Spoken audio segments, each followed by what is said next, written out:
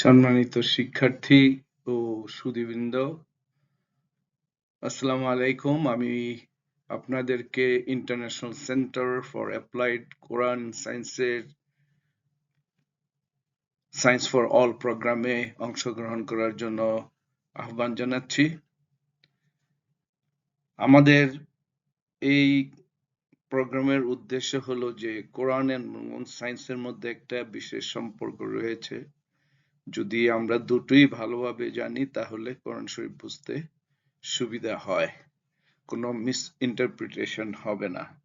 সেই কারণে আমরা এই প্রোগ্রামটা শুরু করেছি। কেন আরো বলা যায় যে শিক্ষা একটা বড় জিনিস। প্রথম প্রফেট মুহাম্মদ রাসূলুল্লাহ সাল্লাল্লাহু আলাইহি ওয়াসাল্লাম যখন 5টি আয়াত ওনার উপর নাজিল হলো হেরা গুহায়, এখানে আল্লাহ কি মেসেজ দিচ্ছেন? ইকরা বিসমি রাব্বিকাল্লাযী খালাক, খলাকাল ইনসানা মিন আলাক, ইকরা ওয়া রাব্বুকাল আকরামুল্লাযী আল্লামা বিল কালাম আল্লামাল ইনসানা মা লাম ইয়ালাম। এখানে যে এত মেসেজ দিয়েছেন জিবরাইল আলাইহিস সালামের মাধ্যমে আল্লাহ সুবহানাহু ওয়া তাআলা এই 5টা আয়াত নাজিল করেন প্রফেট মুহাম্মদ সাল্লাল্লাহু আলাইহি ওয়াসাল্লামের উপর। কি বলছেন এখানে? পাঠ করুন আপনার পালনকর্তার নামে যিনি সৃষ্টি করেছেন। প্রথমেই শিক্ষার কথা আল্লাহ বলতেছেন। পাঠ করুন আপনার পালনকর্তার নামে যিনি সৃষ্টি করেছেন মানুষকে জমাট রক্তপিণ্ড থেকে। পাঠ করুন আপনার পালনকর্তা মহা দয়ালু, যিনি কলমের সাহায্যে শিক্ষা দিয়েছেন মানুষকে যা জানতো না।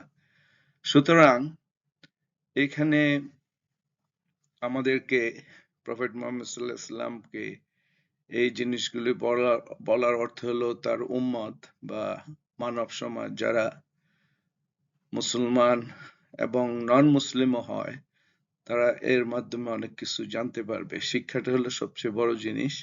আমাদেরকে সঠিকভাবে শিক্ষা নিতে হবে এবং শিক্ষা দিতে হবে। আর আমার সুযোগ হয়েছিল উমরা করার জন্য 2024 ফেব্রুয়ারিতে আমি গিয়েছিলাম।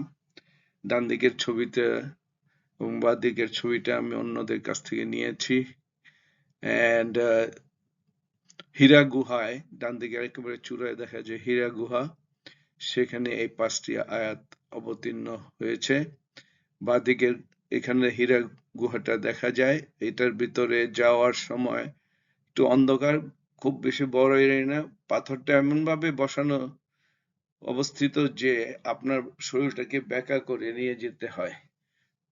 তো ওর পাশেই প্রফেট ওখানে বসে সাধনা করতেন এবং এটা একটা বড় জিনিস। এখন অনেক স্টেপ আছে, সিঁড়ি আছে, যা দিয়ে আপনারা সহজে যেতে পারেন। আমার প্রায় 1 ঘন্টার একটু বেশি সময় লেগেছিল। অনেক ছেলে মেয়েরাও যায় ওখানে, যারা ইয়াং তারা দ্রুত যেতে পারে। এটা একটা আধ্যাত্মিকতার একটা ব্যাপারও আছে, শিখার ব্যাপার আছে, জানার ব্যাপারও আছে।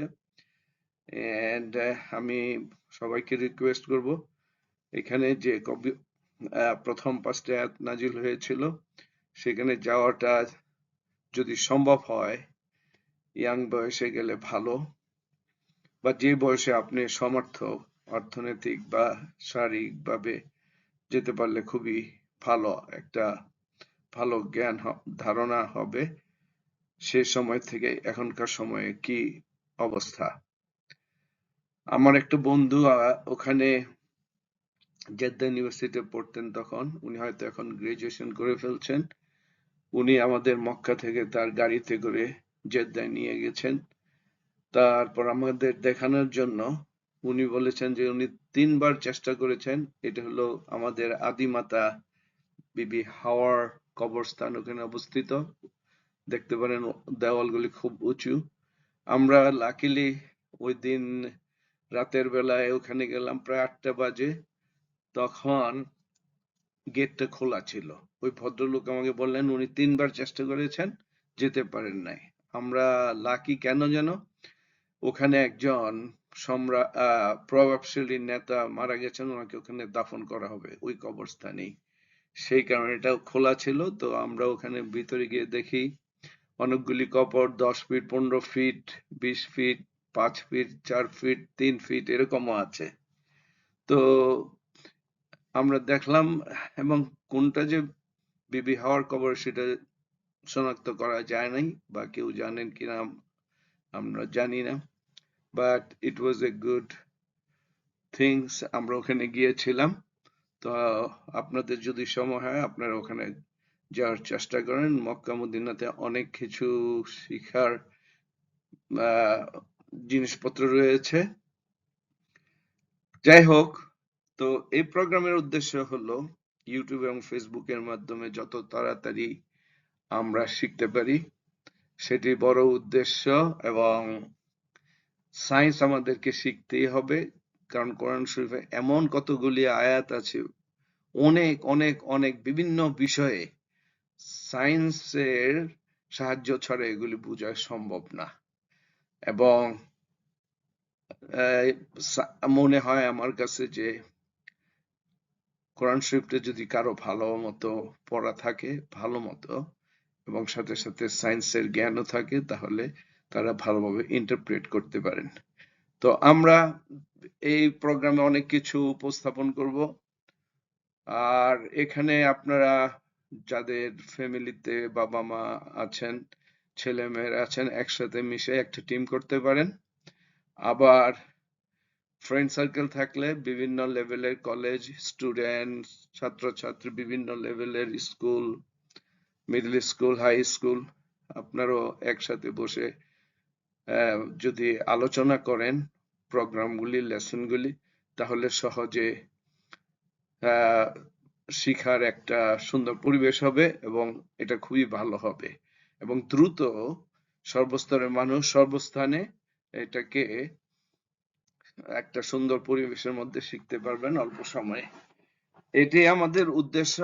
আমরা এখানে অনেকগুলি ক্লাস করার চেষ্টা করতেছি, সেটা শিগগিরই আপনাদের জানাবো। তো আজকে এখানে কথা রইল। আর এই মেসেজটা আপনাদের বন্ধু বান্ধবদের শেয়ার করবেন। আর আজকে এখানে আপনাদের কাছে রইল, খোদা হাফেজ। পরবর্তী পর্যায়ে আবার দেখা হবে। আসসালামু আলাইকুম।